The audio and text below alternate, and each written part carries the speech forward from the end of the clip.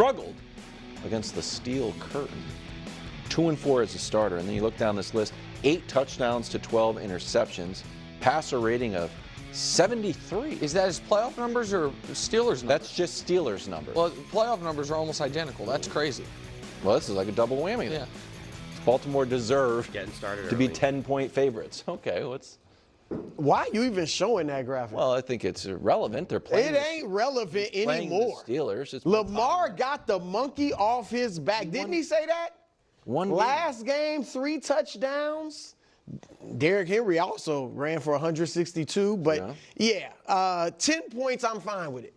I said yesterday they're going to win by 10 to 14 points. Yeah, but you didn't say it with a lot of conviction. Yeah. No, but You because didn't here's love the thing. matchup. 10 to 14, I guess, is technically a blowout, Yeah, right? especially in the playoffs. I think this will be a tough, hard-fought 10 to 14-point win.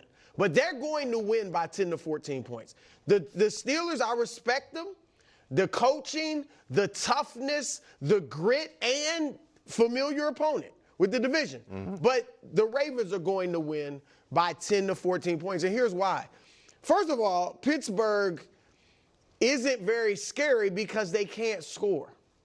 All right, the last 4 games, they lost 4 straight. Yeah. Averaging 16 points a game over those 4 games. And haven't scored more than 17 in any of them. Yeah, I mean, and Russ is in those 4 games. He's at not horrible, 4 touchdowns, 2 interceptions, but only averaging 174 yards a game. And the thing is, this is what the Steelers' offense is: moonball. That's it. If they don't get the moonball, they're punting.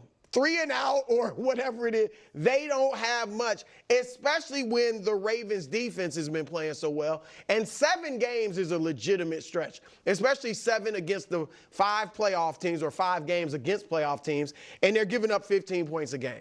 And then I think, like I said, Lamar and Henry played well against the Steelers in the last game. So, look, again, it's kind of like I talked.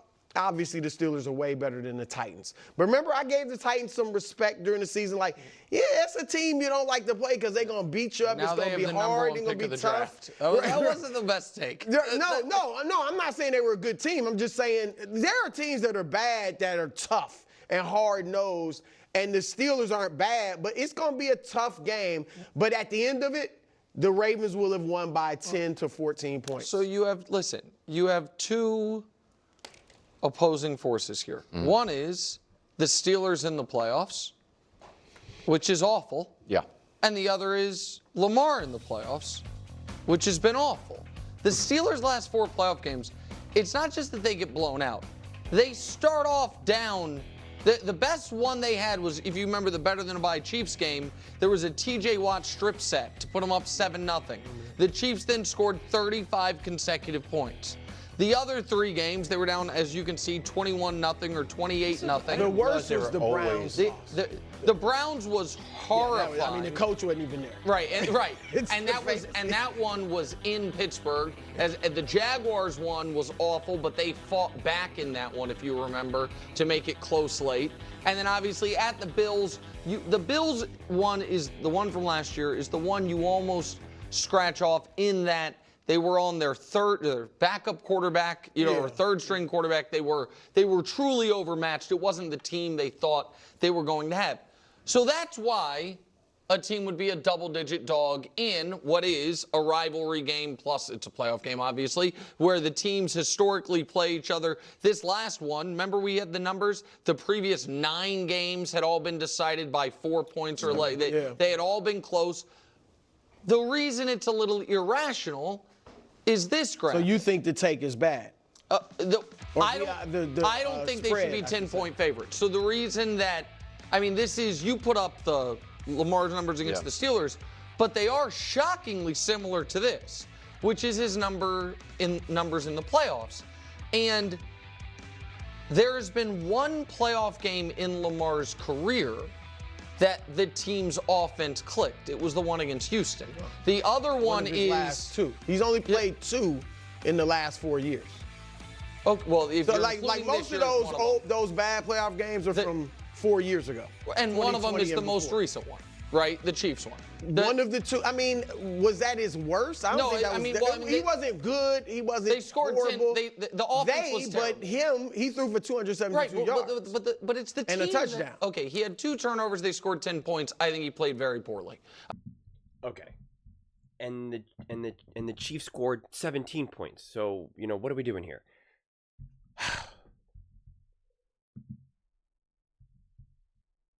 I find it, I've talked about this so much throughout this season because, listen, I watch these shows, especially The Herd, very closely, for years and stuff like that. First Things First was actually more of a secondary show. It was kind of like, I already watched The Herd. I still have other work to do. I still want background noise. Sometimes if I'm going for a drive or I'm really stressed or going through some, life stuff, I'm I don't want music on the background. So I want talking. I need people having conversations around me. And so that's what First Things First honestly was for me until I did this channel. It was a lot of more background noise and whatnot. Just a bunch of guys having conversations about sports, which I'm sure you guys as well, just kind of find comforting. And so I really have had now a front row seat with everyone here, obviously with this channel, in Nick Wright's genuine lack of belief in Lamar Jackson and what he can do as a quarterback. And again, I've said this so many times as well, but it just bears repeating. If Brock Purdy is a trash quarterback, Jimmy Garoppolo is a trash quarterback, Jalen Hurts is a bottom tier non-superhero quarterback, as Nick Wright claims him to be. If Lamar Jackson can't handle the moment and can't play good in the playoffs, and Josh Allen plays for the Buffalo Bills, who, again, have a bad coach. Again, this is all according to Nick Wright. Then nothing is impressive about Patrick Mahomes' run and him winning these Super Bowls. You're beating quarterbacks who shouldn't even be starters, according to Nick. You're beating quarterbacks who choke and can't play well in the playoffs. You're beating dysfunctional teams, whether it be the Bills or the Bengals. Right? What's impressive about the run then? Nothing. So he doesn't understand. He wants to talk up Patrick Mahomes as being a legend, but are you really a legend if you're beating look at this, look at these numbers. Look how bad he is. Touchdowns to turnover ratio 99, passer rating 75. So is it that impressive that you held Lamar Jackson to 10 points and you beat them 17-10 in the AFC Championship game? Seems like you got pretty lucky then. Seems like the Chiefs were really fortunate to face such a bad team with a bad quarterback in the playoffs. That's what that sounds to me. And then you were really lucky to face Brock Purdy and the 49ers. Oh gosh, that's a relief. Brock Purdy shouldn't even be getting paid. Brock Purdy shouldn't even get a contract, according to Nick. Jimmy Garoppolo was awful. Not even a starting quarterback in the NFL anymore. That was Patrick Mahomes' first Super Bowl. The Eagles should consider moving on from Jalen Hurts because Jalen Hurts actually limits the Philadelphia Eagles. And Nick Sirianni's a bad coach. So again, all those Super Bowls then are, where is it impressive? The only game that Patrick Mahomes really had against a truly great team and a truly great quarterback, he lost. So I don't want to go on a whole other track about the Chiefs and Mahomes, but when you keep double, triple, and quadrupling down on how bad you believe Lamar Jackson is,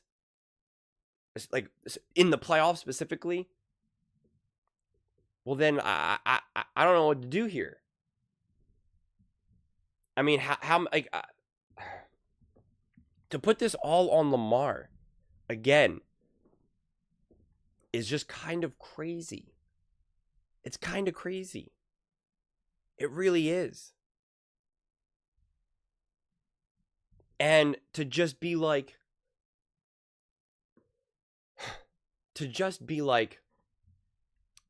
it's what has happened in the past is an automatic indicator of what will happen in the present and the future.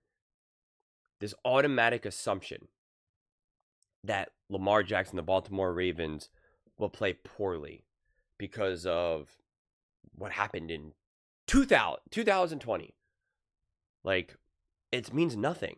And Nick Wright knows that in terms of these point spreads. They're not thinking about what happened. Oh, well, in 2021, Lamar Jackson threw for 2 interceptions. I'm making up a year. But, and therefore, that's not how it works. That's not how it works. They're trying to make predictions based on how these teams have been playing today. Today. It is strictly numbers.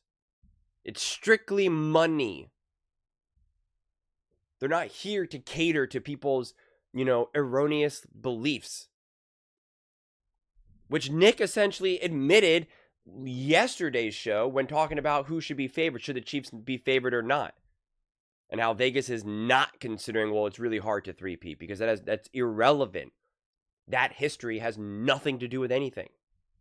When you're calculating the odds today. I've used this example multiple times now. You flip a penny 100 times, and if it's 100 times, it's heads in a row. It is no more likely to be tails or heads on that 101th time. It's not how stats work. It's not how predictions work. It's not a perfect example in this situation because the history does have some sort of relevance, but not as much as people want to make you believe when they show you these graphics. Sometimes the past can be an indicator of who you are as a future. If you're a bad football player consistently, you can't be like, well, there's no evidence to believe that he's not. I care about today. It's like, no, he's obviously shown to be poor. But that's not what this shows right here. When you look at these cold stats and you don't look at age, teams, expectations, when you look at everything, who you're playing. Again, Nick praised the Kansas City Chiefs last year for having the best defense in the NFL. Usually the best defenses in the NFL can slow down great offenses. That tends to happen. I mean, you realize he'd have more touchdowns. Zay Flowers doesn't fumble if they don't get an unsportsmanlike penalty. I don't even want to rehash last year or any of the years before because it's so irrelevant right now and it's so frustrating. On one side, I'm grateful for content like this because my mind does not go there. So, because I'm kind of the Baltimore Ravens play on Saturday. This is exciting. The Ravens are there. They're playing great right now. They're playing their best ball. And let's talk about that. But then you have shows like this that say, well, let's go back in time now. And on one side, it sparks conversation. On the other side, I'm like, why are we talking about this right now? Who cares? Who cares? Going into the playoffs, before I did any of this channel stuff, before I ever really did any deep dives, even just in my own life, never was I like, oh yeah, the Steelers and the Ravens are playing each other. Oh wow, favorite 10 points. Oh, I wonder if that's accurate. You know what? Let me look at Lamar's playoff history and look at the stats. Oh wow, okay, I could see he's 2-4 and 16 points per game. I don't do that. Who does that? Again, it just feels so irrelevant. It really does. Because I'm focused on how they're playing this season. I don't know. I felt this way for pretty much my entire life. I remember there was a basketball game years ago, over a decade ago.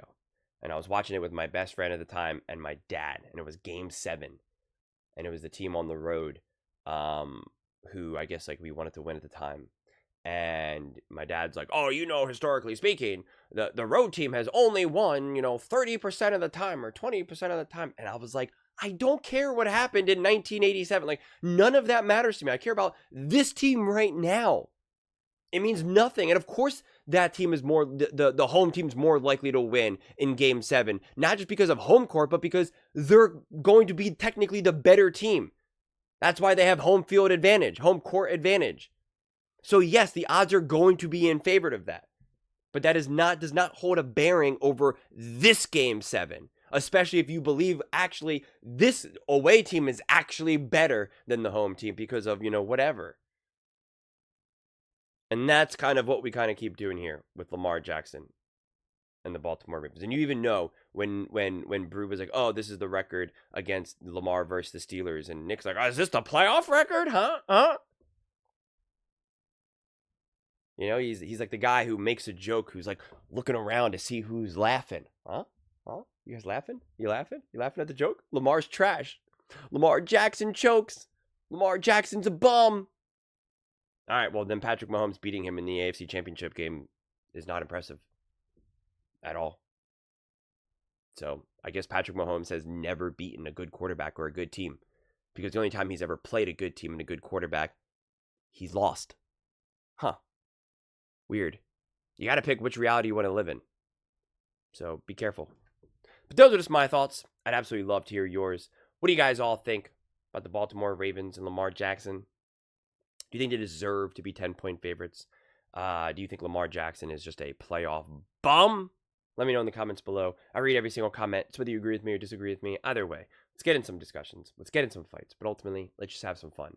And please do consider subscribing. We're building an amazing community here, and I'd absolutely love to see you part of it. I want to build something that we all genuinely feel connected to. Something that we're really excited to be part of. I think we're well on our way to doing it. Please don't forget to give this video a thumbs up, as it really does help with the visibility and the algorithm. Thank you so much. See you next time.